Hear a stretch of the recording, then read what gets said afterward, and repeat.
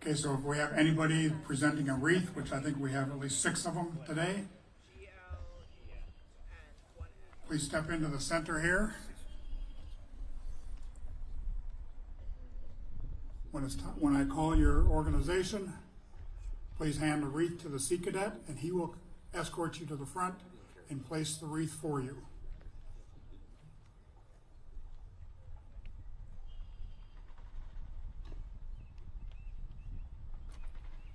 You can move a little further forward than that. Come up to the back of the chairs.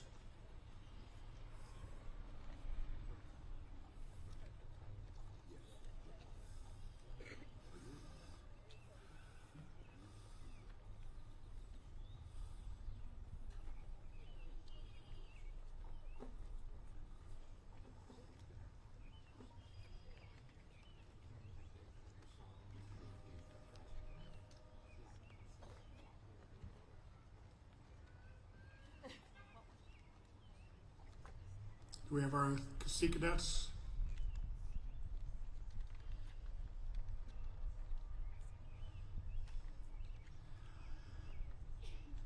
The first wreath is presented by Gold Star Wives America. Gold Star Wives are the wives of our veterans that did not come home from the war. They lost their loved one, the father of their children.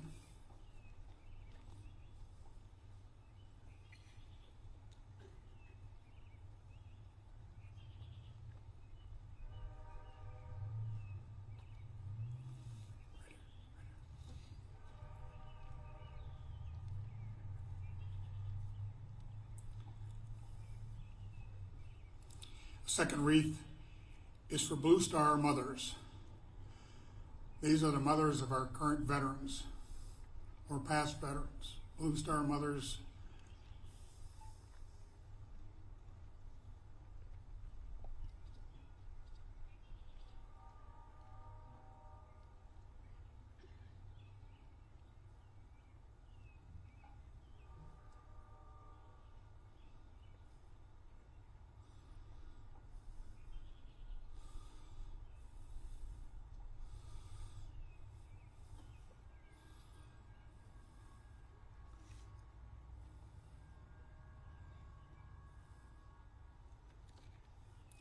The next wreath is from the sons and daughters of Pearl Harbor Services.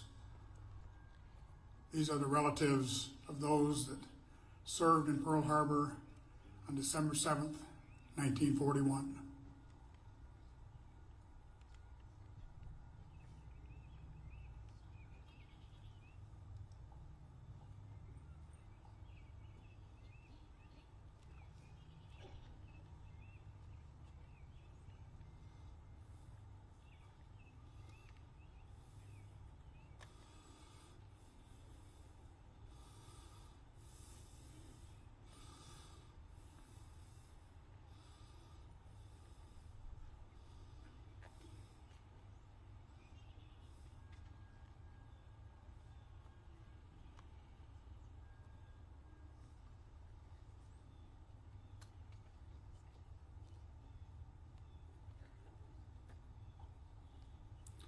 Next one is for the Purple Heart organization.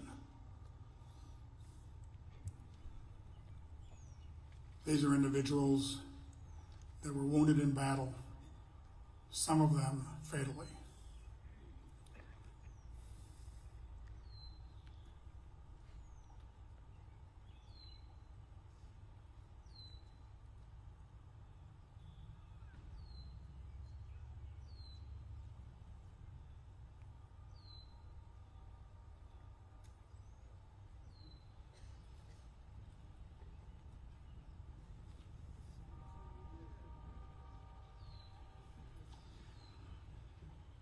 Next organization is the Regional Veterans Administration Benefits Office of St. Paul.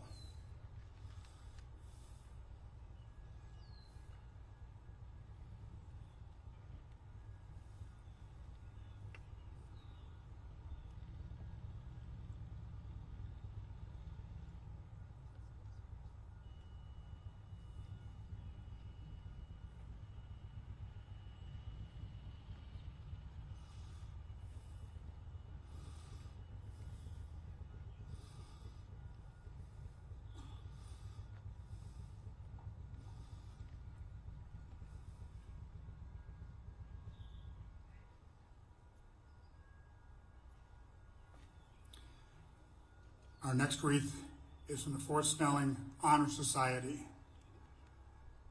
This is a group that is out here every day, Monday through Friday, to honor our veterans that are interred here during their ceremony.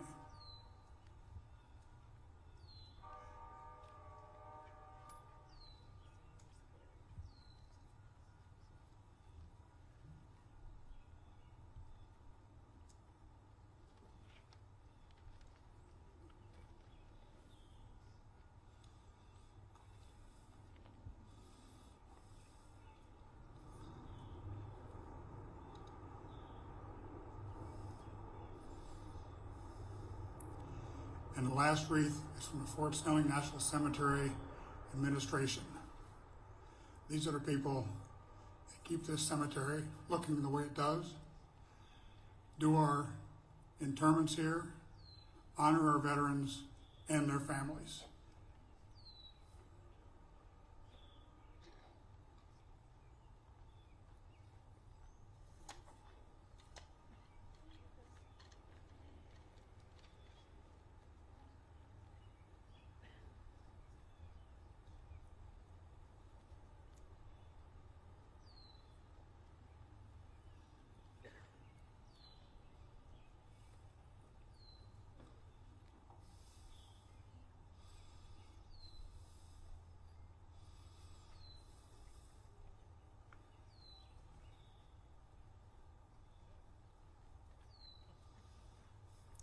So if anybody that is in our crowd wishes to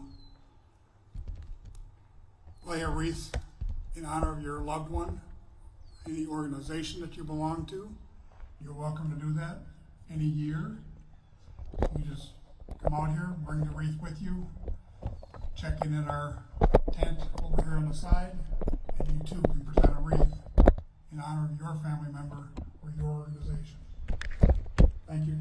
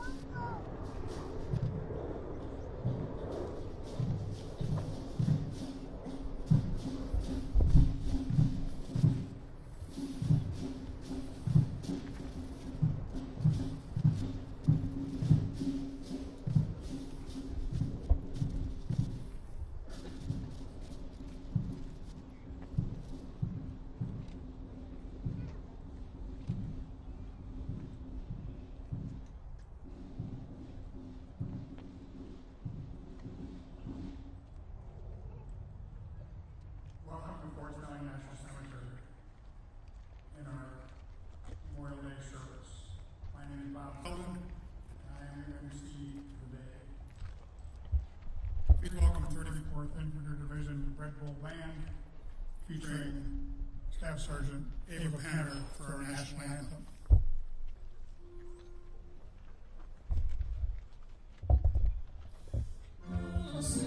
Can you see by the dawn's early light what so proudly we hailed at the twilight's last gleaming, whose broad stripes and bright stars through the perilous fight o'er the ramparts we watched were so gallantly streaming.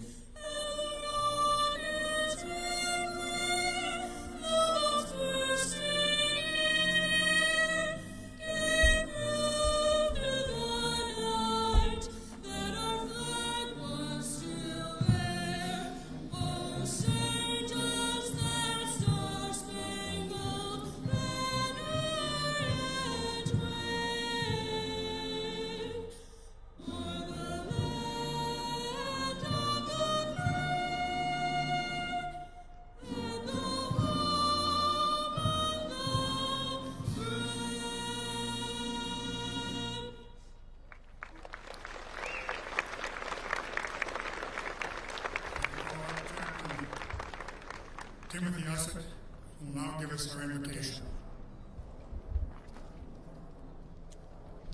Please join me in the invocation. Lord, we are gathered here today to honor and remember those that have died in service to our country. Collectively, we have lost fathers and mothers, sisters, brothers, children and grandchildren, colleagues and dear friends. We bring heavy hearts and memory of empty places. Give us comfort as we mourn their absence and the futures they never had. In moments of reflection and sadness, help us to remember that we need not be alone in our grief. Encourage us to be a source of comfort to one another. May our collective grief be a way to keep memory of these noble souls in our families and communities alive. Teach us to honor their memory through serving others and help us to embody the values they laid down their lives to protect. We ask all this in your holy name. Amen. Please be seated. We have several distinguished guests with us today, both on-site and virtually. They are Senator Amy Klobuchar, Governor Tim Walz, Dr. Everett Doolittle, the Deputy Director of Fort Snelling National Cemetery, Marshal Murphy, and our chaplain, Lieutenant Colonel Tim Ussett. I also see several distinguished guests in our office, particularly Patrick Kelly, the Director of the VA Medical Center. We have several representatives from our veteran service organizations, both commanders, vice commanders, and representatives from those organizations. I would like to thank all of them for being here today. We will now hear a message from our Deputy Director, Marshal Murphy. Good morning, everybody. Families, friends, Gold Star families, and distinguished guests, good morning and welcome to our Memorial Day ceremony at Fort Snelling National Cemetery. Today we honor the brave men and women who risked their lives in service to our nation throughout history. As we reflect on their legacies, we are reminded that the freedoms we cherish have been secured through the courage, dedication, and selflessness of those willing to put their lives on the line for that very freedom. Memorial Day provides a profound moment to pay tribute to the fallen heroes whose valor echoes through the generations. In 1775, ordinary citizens, farmers, merchants, and tradesmen took up arms against a formidable empire to secure the right to self-governance and to promote the revolutionary idea that all men are created equal, endowed with unalienable rights. An estimated 70,000 patriots were killed in action or died from disease and harsh conditions throughout the 13 colonies. This was long before national cemeteries were established, and our young nation's warriors were usually buried near where they fell. We have now reached the 250th anniversary of that American Revolution. After more than a century and a half of growth, our country became embroiled in the Second World War. More than 405,000 American service members lost their lives in the war. That bloody conflict raged until 1945, with Victory Day in Europe on May 8th and Victory over Japan Day on August 15th. This year, we commemorate the 80th anniversary of our victory in World War II. Within the next decade, tensions in Vietnam drew more and more U.S. involvement, and the Vietnam War became our nation's longest war up to that time. We lost more than 58,000 veterans in Vietnam. And what may be shocking to many people sitting here, it has now been 50 years since the Vietnam War's conclusion. The American Revolution, World War II, and the Vietnam War cover a span of 2 centuries in which our nation was transformed from a small group of British colonies to an independent global superpower. Yet these significant events are united by a common thread: the willingness of Americans to lay down their lives for American values. Their sacrifices have preserved our freedoms, shaped the course of history, and defined who we are as a nation. As we honor all of those who served, we must especially remember the Gold Star families who carry the weight of loss every day. We owe them recognition for their sacrifices, care, and support during their most difficult times, and the promise to keep alive the legacies of their fallen loved ones. On Memorial Day, we look back to mourn those we've lost. That is right and just, but it is not enough. We must also look forward and honor their sacrifices by living up to the ideals they fought for, by defending the liberties they secured, and by ensuring they are never forgotten. So in closing, I would like to thank you all for coming today to honor our fallen heroes, and thank you for supporting veterans and their families. May God bless you, our service members, our veterans, and the United States of America. Thank you.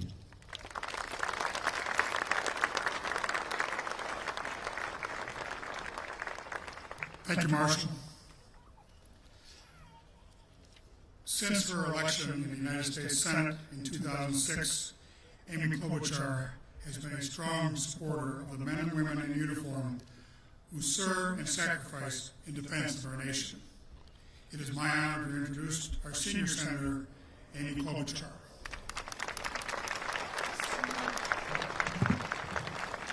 Thank you so much. Thank you, Bob. The sun is shining on all of you today, and on our heroes buried in this beautiful cemetery. How many of you were here last year when it rained, by the way? Okay, you get like special recognition for being here, rain and shine. But we're so pleased we have such a big group of people here today. So many of you vets or from families of vets. I want to thank Governor Walz for his service in the Army National Guard, as well as his service as governor. We have Dr. Everett Doolittle, also a Vietnam vet with us. I noticed Patrick Kelly was mentioned for his fine work with the Minneapolis VA and so many other distinguished guests on the stage and out in the crowd. So we thank today the families of those that we lost for keeping that torch of their service alive. We thank those who serve today. To the Gold Star families and to all who remember a fallen American hero, we know each memorial brings both pride and pain on this day. And we hold in our hearts your loved ones who gave all to defend our country. Each of these gravestones contains a name. I think I've shared with some of you who've been here past years, one of those gravestones is now my dad. He died a few years ago. He served during the Korean War, and he was stationed in Germany, assigned to write anti-communist material to support America's efforts during the Cold War. He always felt guilty that he didn't go to Korea like some of his buddies that he trained with. But now he's buried with all these heroes today. He would describe the men and women buried here as the heroes among us. And we use those same words to describe the ones here, but as well as those buried in veteran cemeteries here in our country and abroad, and all who still remain missing. Each of those men and women fought for a future where liberty prevailed over tyranny, and each embodied the best of America. So a name some of you may know, but I don't think a lot of Minnesotans know, Max Bilkey. He's the story to hear about today. He graduated from Alexandria High School and was drafted in 1952. He served 2 years in Korea and was re-enlisted in 1956. When he went to Vietnam, he was already a 20-year veteran. As his daughter Michelle said, anybody who left Vietnam in 1972 and 1973 during the time he was there would have Daddy's stamped signature on their orders. On March 29, 1973, the soldiers of Camp Alpha chose Max, because of his service and their respect for him, to be the last combat soldier to board the last plane out of Vietnam. We know what a hard time that was for our country. Not only for those we lost and those who served, but for those who returned home and were greeted not by thanks, but by tomatoes thrown at them. That is a mistake we will never make again. We can have disagreements on the war, but we will never take it out on the warriors. Max felt the gravity of his selection. A CBS News correspondent tracked him down before he got on the plane and asked him what it felt like. He responded with sunglasses blocking his eyes and emotion in his voice. When you are responsible for moving the people out of here, I think it's nice to know you're the last man out. I had to do the job. We think of those who fight in that conflict and every single one and so many others. I had to do a job. Words so simple to describe what was a gut-wrenching job that day, or to describe danger, or to describe heroic work for others. 58,000 soldiers, Marines, airmen, and sailors laid down their lives in Vietnam. Think of Gary Leslie Bartles, grew up near Max on his family's farm in Glencoe. Typical farm boy, they said, loved caring for animals. After graduating from Glencoe High School, where he was well-liked, they said, by everyone who knew him, he enlisted in the Army, earning his pilot's wings, joining the 25th Infantry. In the early hours of December 18, 1970, he was killed in a helicopter crash. He was just 19 years old. Marine Corporal Roger Michael Kittleson of Excelsior, who was an anti-tank assaultman who sustained multiple fragment wounds on February 25, 1969, and died at age 21. 37 years later, his classmate and a fellow Vietnam vet wrote a note to him after visiting the Vietnam Veterans Memorial. His classmate, David Walker, said this: "Somewhere along the way I stopped and traced your name with a fingertip and recalled your face. I remembered what a great pal you'd been and realized anew what a friend I'd lost. After that I imagined what an excellent dad you would have become and thought for a moment about the painful void left in hearts other than my own." Both of these young lives ended far too soon, but their stories live on. Their stories live on with your presence today. So back to Master Sergeant Max Bilkey, because this is a story of so many of our vets when come home. When Max got off that plane, he returned to the Army, this time as a civilian, serving his vets and their families. He still felt, in his words, he had a job to do. It wasn't going to be the last job of being the last soldier off that plane. The next job was fighting to ensure vets received their health care. And that's just what he did. He was instrumental in getting Congress to pass TRICARE for life, as well as advocating for open enrollment in the Survivors Benefit Plan. He still had a job to do as a member of the Army Chief of Staff Retiree Council and the author of Max Facts, an online newsletter dedicated to helping retirees. And he still had a job to do at the Pentagon on September 11, 2001. He was scheduled to meet with Army Lieutenant General Timothy Maud and retired Air Force Lieutenant Colonel Gary Smith. All three were Vietnam vets. And all three, including Max, lost their lives when American Airlines Flight 77, in the hands of terrorists, hit the outer ring of the Pentagon. Max dedicated himself to finishing the job that Roger and Gary and every American who gave Walz started. He lived by and sacrificed for that ideal that President Lincoln captured at Gettysburg, that the unfinished work of Americans who gave the last full measure of devotion belongs to us, the living. On this Memorial Day and every day, we have an obligation to those who lay down their lives so we could live ours. How do we do that? By caring for those who come back, making sure our vets get their disability claims processed, making sure we honor those who help them, including those you saw in the parade, the Hmong, the Lao, and other Southeast Asian soldiers who serve bravely with our troops and are now such a big part of our life in Minnesota that they get the honor they deserve when they die.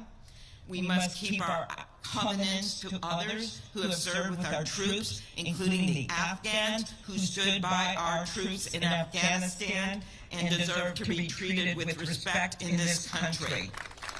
I lead the Afghan Adjustment Act with a number of Republicans supported by the Legion and the VFW, and we must get this done. And it means making sure that if a veteran is living with permanent conditions resulting from exposure to Agent Orange or burn pits, they get treatment or care due to the PACT Act, and it must be fully funded. It means working to ensure that veterans can access their GI benefits, including housing, make sure they get quality health care, because there's no expiration to the benefits they've earned. Today, we remember the courage of those who made the ultimate sacrifice and the heroic strength of their loved ones. We remember not just how they served, but why, to protect the ideals of freedom and our democracy. So let's carry their stories in how we live our lives, how we care for our veterans, and how we uphold the values they gave their lives to defend. To all who served, to all who stood beside them, and to all who mourn today, we honor you, and we recommit to building a country that's worthy of your sacrifice, today and every day. Thank you.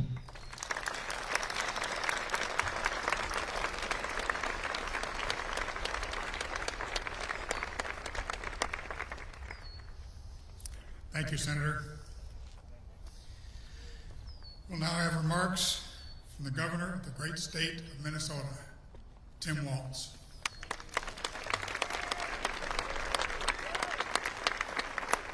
Good morning. Thank you, Bob. Thank you to the incredible staff and volunteers that care for this hallowed ground. Thank you to each and every one of you who took the time to come on a beautiful day that is known as first day of summer. And so most people today, they're boating, they're grilling out, they're spending time with family, maybe watching a baseball game. That precious gift of living your life as free men and women was given by those that surround us.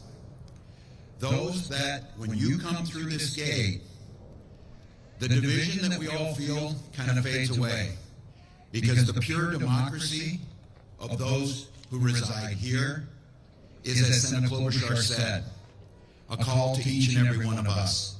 How we conduct our life, how we treat those and those families, from the Gold Star families to the veterans who are standing here with us. To each of you today who brought a young person here, thank you.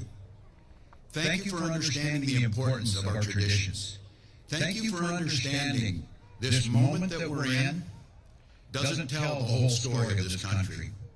The unity of those who, whether drafted or volunteered, chose to serve the ideals of this country, that each and every one was created equal, that each person had the opportunity to live their lives to the fullest. And that's not easy. It's difficult.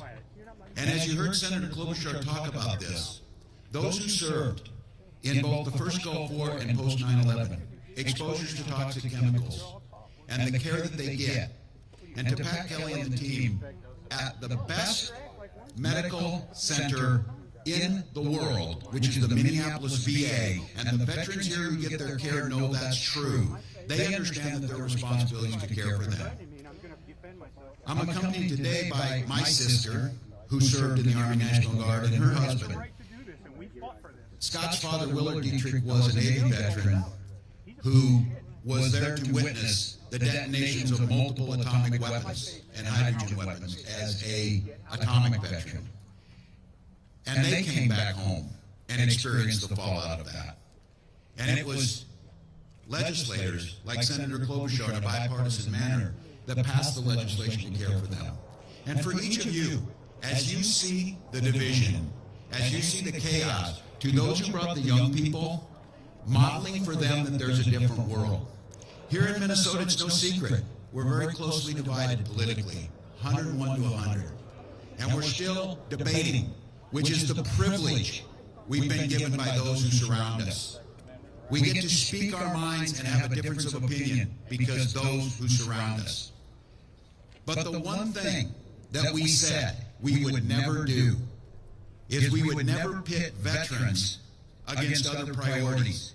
We would never pit veterans against schools. We would never pit veterans against transportation funding.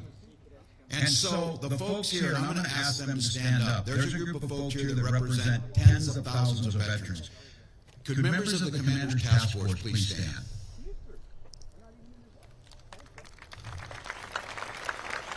These were individuals that came to the Capitol.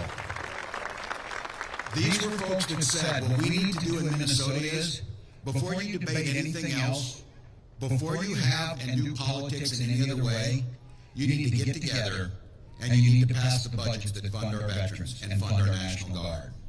And for the past 4 years, in a near unanimous vote, the first things that leave the Minnesota Capitol signed into law, and this year it's true too, is full funding for our veterans home, full funding for the cemeteries, full funding for the National Guard and their enlistment bonuses.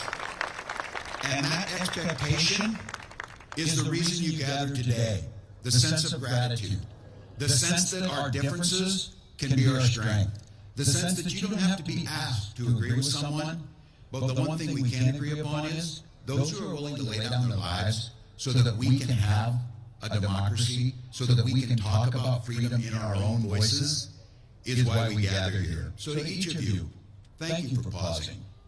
Thank you for letting those millions of others today who are living the lives of free people because of the sacrifices that were here. So for each and every one of you, please know, and for the children that are here, this space represents the best that we have. This space represents the core values of who we are together. And this space, each and every time we gather here, whether it's Memorial Day or to visit the graves of loved ones, renews our spirit in what America can be. So may God bless each and every one of you. May God bless our warriors. May God bless the United States.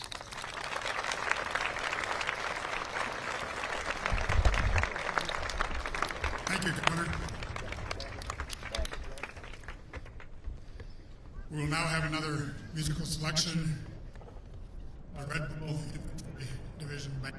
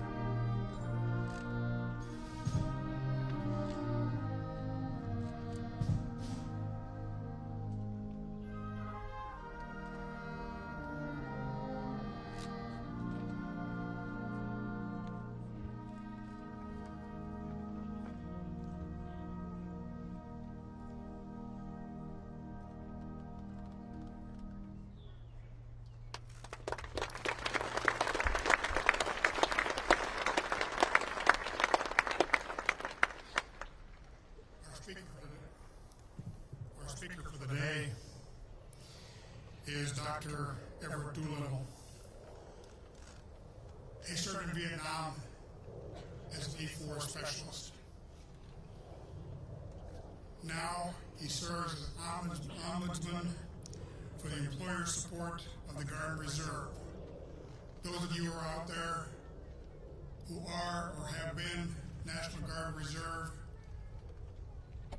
will understand the position that he holds, and that he is an advocate for your rights with your employer and the employer's rights with you to resolve any discontent that may happen.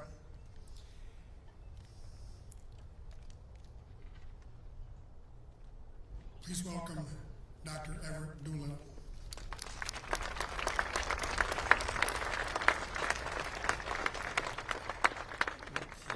Since he started with that, I'm going to say a few words. We have a volunteer army today. Vietnam was a draft, a lottery. That many people didn't join. They were forced, and that helped with a lot of our problems. But it's right after the Vietnam War, they did away with it, and they created called Volunteer Army. Now, the Volunteer Army, a huge part of it is today the National Guard and Reserve. Before 9/11, they were more strategic, like fires and stuff. After 9/11, they became operational. They're close to 40% of our active military serving in harm's way is National Guard and Reserve. And I want to make a special thanks to the band, because one of my jobs also, I give briefings, and I have a units assigned, and they're one of my units, and I love going early and just listening to them. They're so very good. Give them a clap. All right. Vietnam War wasn't our longest war. Actually, the war in Afghanistan was a little bit longer. But again, it wasn't a draft. And it was a costly war. It was a war where soldiers literally fought for a year, that's all. You went in the service, drafted, I had joined, and you went to Vietnam for 1 year, like a contract. And if everything went well, after a year you went home. But the people in Vietnam that we were fighting against were there for the entire war. And this was a time, we're now at a time at the 50 years since that war, and 50 years since the fall of Saigon. And the world has changed so much, and that's some of the stuff I want to talk to you about. The whole difference in it.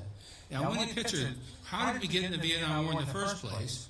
Was piece by piece by piece. Afghanistan, we were attacked, but we stayed for 20 years plus. Vietnam War, with the big push was we got to stop communism. There's a domino effect if we don't stop it there. And so we sent in a few advisors, and we sent in a few more advisors, and then we sent in a few troops, and then we sent more troops. And we continue to send in troops to Vietnam. Now, I pulled some statistics that I think is key here. 2.7 million Americans served in Vietnam. Actually killed in combat was 40,934, but those that actually died was over 5,000. And those that died became many things. Wounds, you died before. Some were suicides. Some were homicides. Some were sickness. So many more people died, than just the few we talked about. But it affects more than that. And that's really, you understand. When I talked about the Guard and Reserve, one of the key things to understand, nobody serves alone. You would think of the service members, especially because we're here today, but their family and their business and their, and acquaintance, everybody serves and everybody suffers. It isn't just one or two people. How many of you were in Vietnam here? Raise your hands. I just want to say thank you back. Thank you for that, and thank you for your service. Because we talked about that was not something we had. The average service member died in Vietnam was 23 years old. 60% of them were under 21 years of age. They were just children, just children over there. And there was a lot of unrest at the time, lies, people, we had all kinds of problems, we had demonstrations, and they talked about. Now, my time in Vietnam, I actually joined the service. Actually, this might sound stupid. My kids make fun of me. I joined to be a paratrooper. Out of all the MOSs, I did to be a paratrooper and infantry. Now, why? because to serve my country. We had friends that came home in caskets. We knew people and went in. Now, when I went into service, after basic, the wisdom of the service brought me into a room and said, "Young man, would you be willing to go in the military, please?" Well, I said, "I don't want to do that. I joined the infantry." He said, "That's not my question. If we put you in the military, please, what kind of job would you do?" I said, "Best job I could. Congratulations, you're military police." Yeah, and that's the way service. Well, after a year of military police, all of a sudden, Vietnam was going crazy. 101st Infantry is in Vietnam at the time. They were called the nomads because they moved them and moved them and moved them depending where the trouble was. Well, in '67, they decided to send the 1st of the 501st Battalion. They took everybody they could find that was airborne status, no matter what your MOS was, no matter what you were stationed, and they made you infantry. They sent me to Fort Campbell. They pulled the 101st Airborne out of the jungles down in Panama and brought them to Fort Campbell, and we trained for a month, and next thing I know, I was on a plane for Vietnam. Landed in Saigon. From Saigon, we flew to Cu Chi, and that's where the 25th Infantry was located. And there we spent a period of time getting used to it. Then they loaded us up, and they sent them up to the DMZ. We're there for the Tet Offensive. That's what they needed. We're up on a mountain, if they call it a mountain in Vietnam. We're fortified, and they came, and they came, and they came. Now, if you notice, they just had a big celebration in Vietnam of their 50th year since winning the war, and China was a big part of it, because China was a big part of that, our struggle there. But remember, I don't criticize those that fought on either side. They were fighting for their country. We were fighting for, I'm not sure. You know, and that's where the problem is. You look over time. Now, I'm wearing this thing on purpose and said I'm proud. You know, no regrets, I served. A lot of people say, well, you know that war, the South was completely corrupt. We all know today. You know, and communism wasn't really the goal to begin. It was any aid they could get.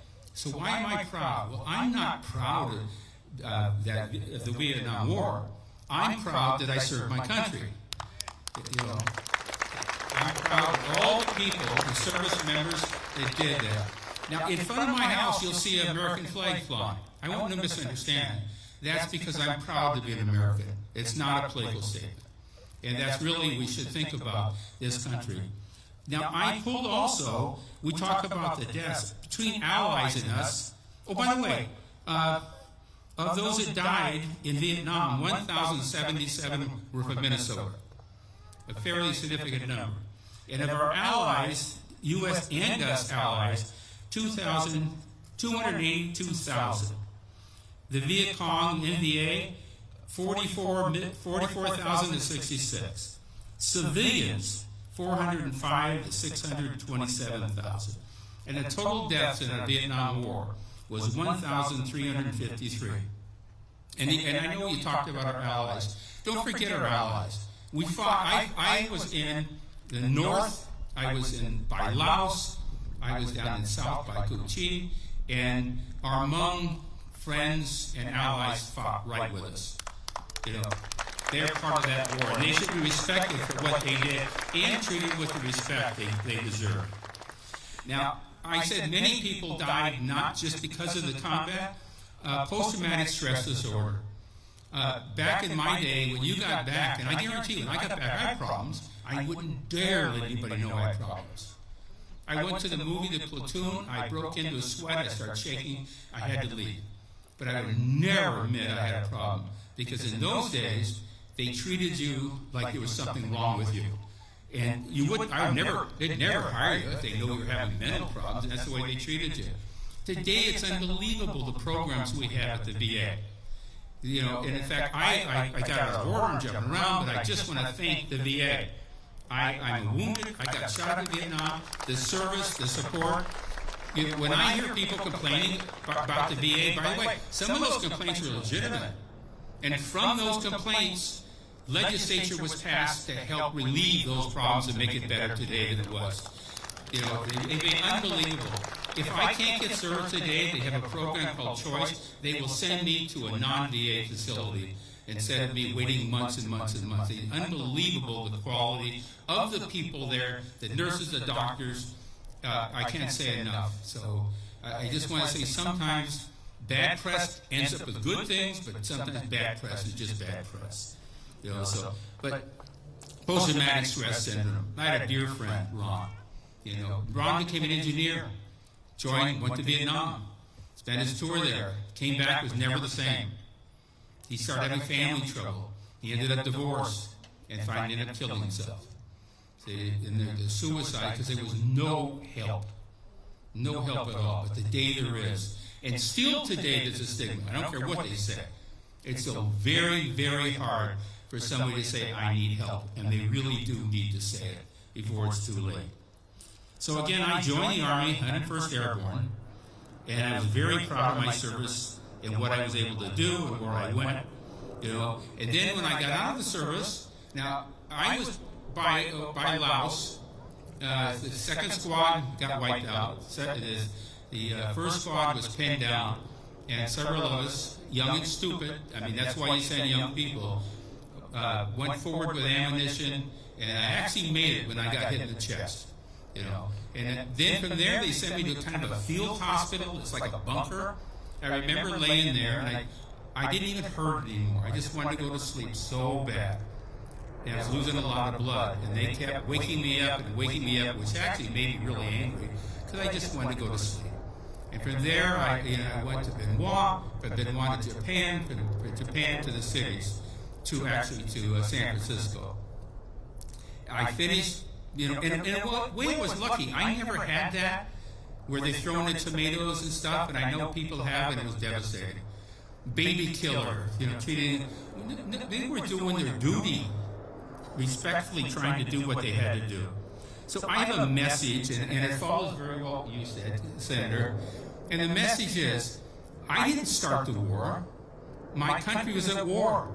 I served my country. Don't blame me when you have a problem with the war. Blame the politicians and those that created us in the war.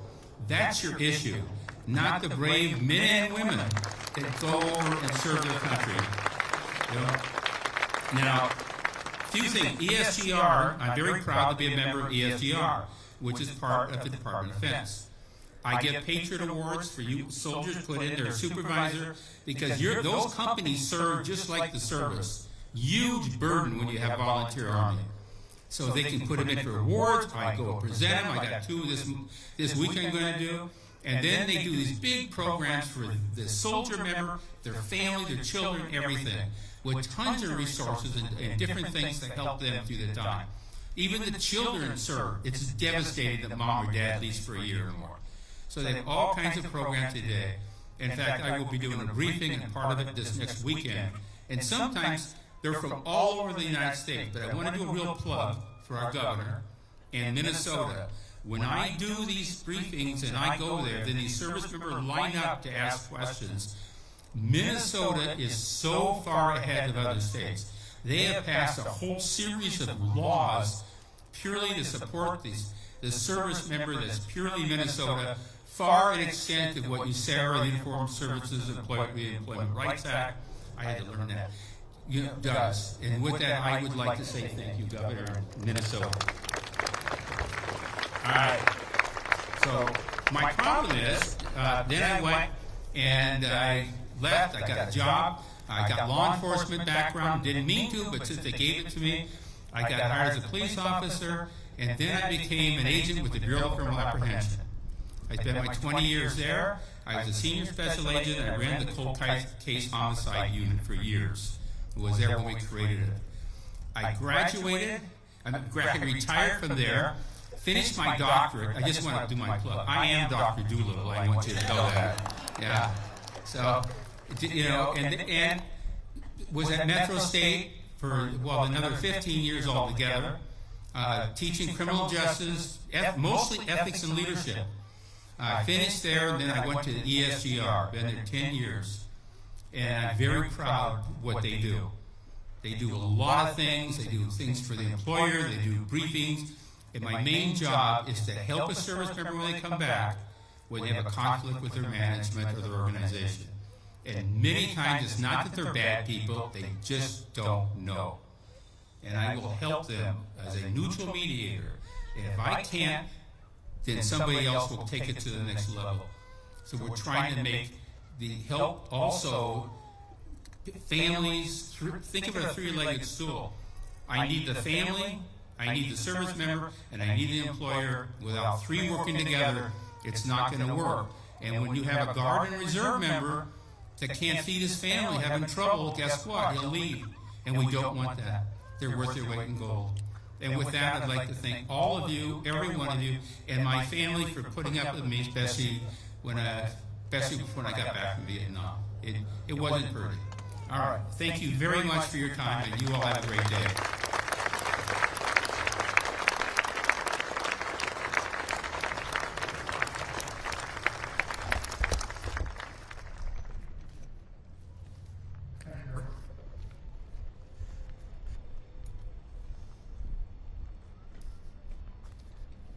Well, now again here from Red Bull Band, they're going to do the musical tribute to the Armed Forces Salute.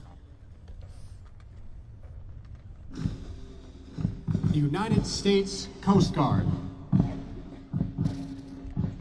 Please rise as they play the anthem for your military branch. We're always ready for the call. We place our trust in Thee. Through surf and storm and howling gale, I shall our purpose speed.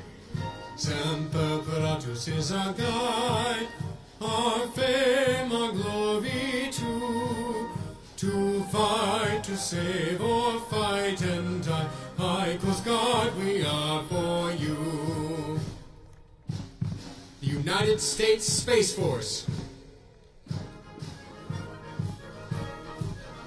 We're the mighty watchful eye, guardians beyond the blue, the invisible front line, war fighters brave and true, boldly reaching into space. There's no limit to our sky, standing on both night and day. We're the Space Force from on high. The United States Air Force. Off we go into the wild blue yonder, climbing high into the sun. Here they come, zooming to meet our thunder. Adam boys, give 'em the gun. Down we dive, spouting a flame from under, off with one hell of a roar. We live in fame or go down in flame. Hey, nothing will stop the U.S. Air Force. The United States Navy.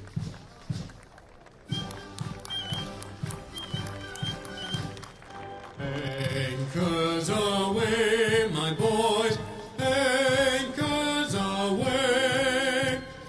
Farewell to foreign shores. We sail at break of day, day, day, day. You are last night ashore. Drink to the foam until we meet once more. He is wishing you a happy voyage home. The United States Marine Corps. From the halls of Montezuma to the shores of Tripoli, we fight our country's battles on the air, on land and sea. First to fight for right and freedom, and to keep our honor clean.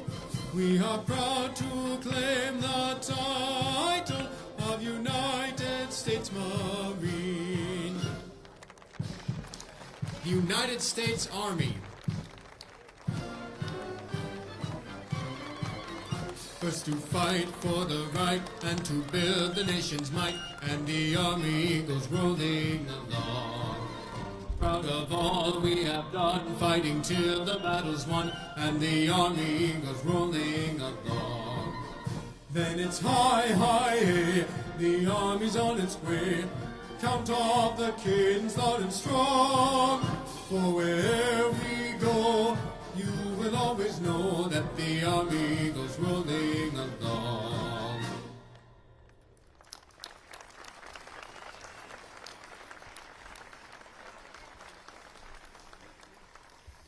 Thank you for outstanding tribute.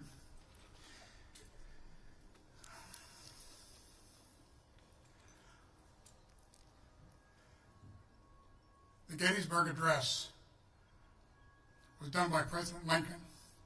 So much of that address still applies today. There's part of it that says that the words will not be known by those in the future, but they are.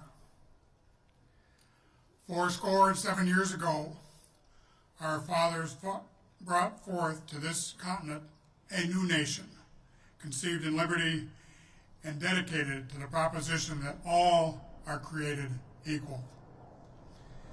Now we are engaged in a great civil war, testing whether that nation or any nation so conceived and so dedicated can long endure. We are met on a great battlefield of that war. We have come to dedicate a portion of that field as a final resting place for those who here gave their lives and that nation might live. It is altogether fitting and proper that we should do this. But in a larger sense, we cannot dedicate, we cannot consecrate, we cannot hallow this ground. The brave men, living and dead, who struggled here have consecrated it far above our poor power to add or detract. The world will little note nor long remember what we say here today, but it can never forget what they did.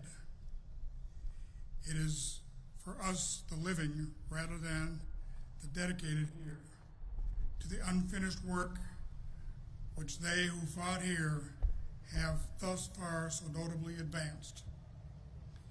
It is rather for us to be here dedicated to the great work remaining before us, that from these honored dead we take increased devotion to that cause for which they gave the last full measure of devotion, that we here highly resolve that these dead shall not have died in vain, that this nation, under God, shall have a new birth of freedom and a government of the people, by the people, for the people, shall not perish from the earth. Our final conclusion for this service is a rifle volley and playing of taps by the Fort Snelling National Cemetery Memorial Rifle Squad. I would like to thank all who made it possible for being here today. Upon conclusion of the rifle volley and taps, the ceremony will be done and nothing more will be said. Please rise. Commander, call the squad.